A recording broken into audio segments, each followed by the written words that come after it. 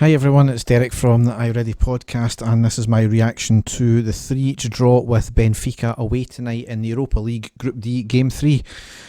A quite incredible game, and I know we came away with a point, but sorry, that's just not good enough when we were 2 goals to the good going into the last 15 minutes.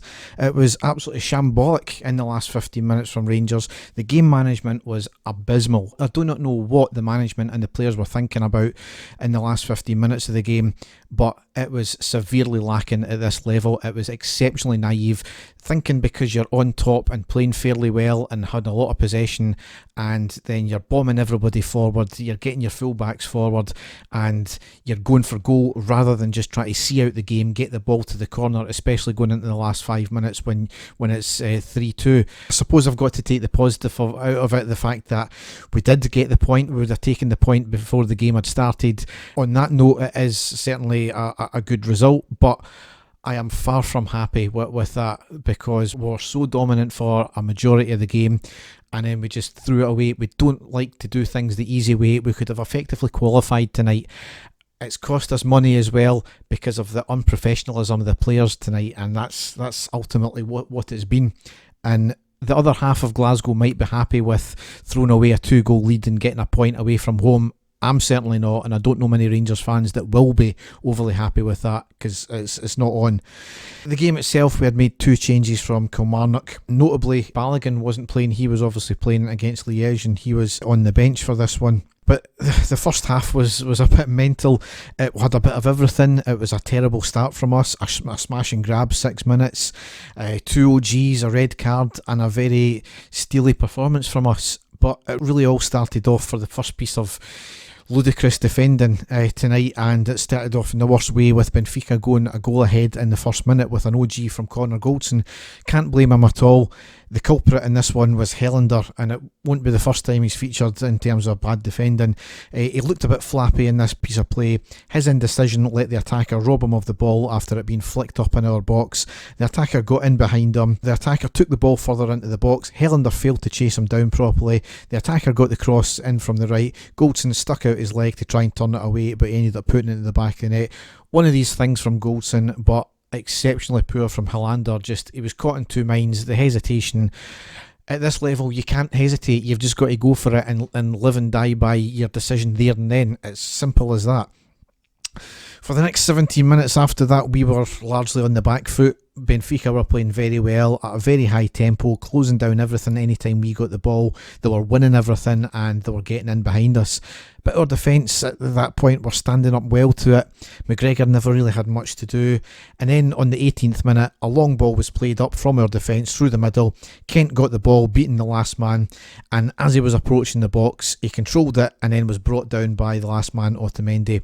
A clear goal scoring opportunity, and the ref made the only decision he could, and that was send Otamendi off. So I know the Benfica players were protesting it, but you can't really protest that. It was a clear foul, goal scoring opportunity. The keeper had also committed at that point as well, so had Kent been able to just round the keeper, then it would have went in the back of the net. So absolutely, I think that was the game-changing moment, because we were on top largely for the rest of the game. We certainly had more of the possession and more of the, maybe not clear-cut chances, but certainly had more of the game. A couple of minutes after the sending off, Benfica went into defensive mode. They brought off one of their attack-minded players and brought on a more defence-minded player. So obviously it was benefiting us. It was a completely changing their tactics. We started to see more of the ball as well, and on the 23rd minute we drew level, and funnily enough it was from an OG as well. We had a throw in on the near side near the Benfica goal, a good passer play ending in Davis feeding a lovely ball through the defence to Tavernier on the right hand side of the box, beats the offside trap perfectly, puts in a cross on the deck at pace, and it was kicked into the back of the net by their defender. And we weren't stopped there, because as I said, a smash and grab 6 minutes. On the 24th minute we went 2-1 up with Kamara scoring.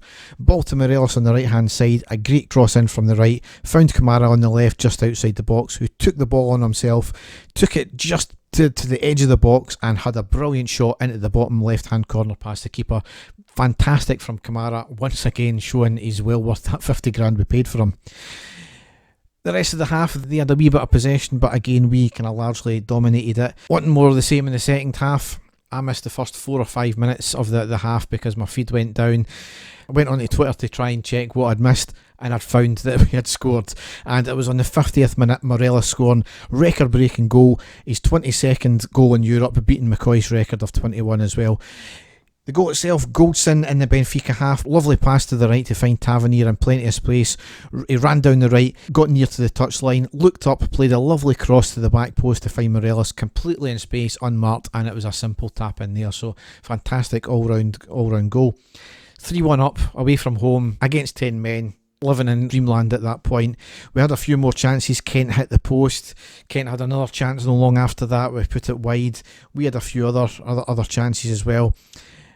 They obviously had to go for broke at this point. They made a couple of subs, one of them more attack minded as well, and ultimately it paid off for them on the 76th minute because they brought a goal back to make it 3-2. It was a quick free kick taken by Benfica, caught our defence out. McGregor had come well out his box to put the defender off. The ball got forced wide. We lost possession on the left hand side. Our defence was too scared to put in a tackle. Benfica effectively danced through our defence. An absolutely ridiculous attempt at defending from Helander on the edge of the box. Ended up passing to their player when attempted to intercept the ball. The attacker got the ball past him. Helander pushing him all the time in the box. The attacker got the ball to the touchline. McGregor dives at his feet, loses out. The player managed to cut the ball into the centre of the box to find the unmarked attacker who tapped it in. Just an absolute calamity of errors there. McGregor, should he have stayed on his line? Well, that's certainly a debate. The fact that Helander once again was absolutely atrocious in defending, so timid, so indecisive. He ended up fouling the guy in the box, and it would have been a penalty had he went down because he certainly pushed him. And then for the rest of the defence not to pick up that attacker in the middle of the box unmarked is criminal as well. All round calamity for a defence that's been so good this year. I don't know what it is, and it just goes to show you, at this level, you cannot afford any mistakes. And then what happened after that, I do not know what the players were thinking. Just try and see out the game. We were still trying to go for it. We were pushing the wide players further up. We were still going for it. All you had to do was try and see out the game. We have become a master at that, of just allowing possession to come on us. Bear in mind, we're playing against 10 men at this point. They're on the ascendancy, just soak up the pressure, which we've become an expert at doing. But no, we still try and go for the jugular. We still had a lot of play, but it just showed you one wee mistake and it was fatal for us. And once again, we proved that straight away, because on the 90th minute, 2 minutes of injury time was just called. A simple ball through the middle of our defence for the on-running attacker.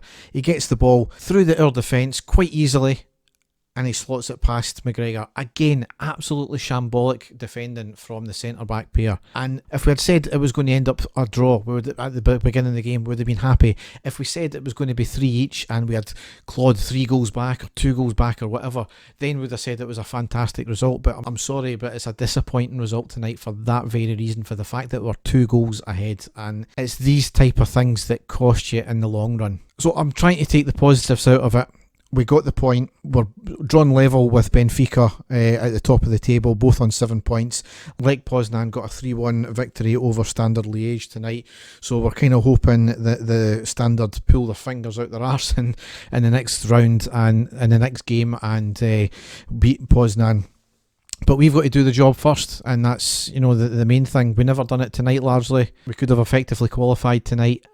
Disappointing that way, but not all's lost, I suppose. So you've got to see some positives out of it. So on we pop to the next game, and that'll be the last game before the international break, which is against Hamilton at home on Sunday. It's a 3 o'clock kickoff. Dave and I won't be back with a podcast until next week, so I'll be back with a post-match after that game. So I'll try and calm down now, and we live to fight another day. So thanks for listening, and goodbye.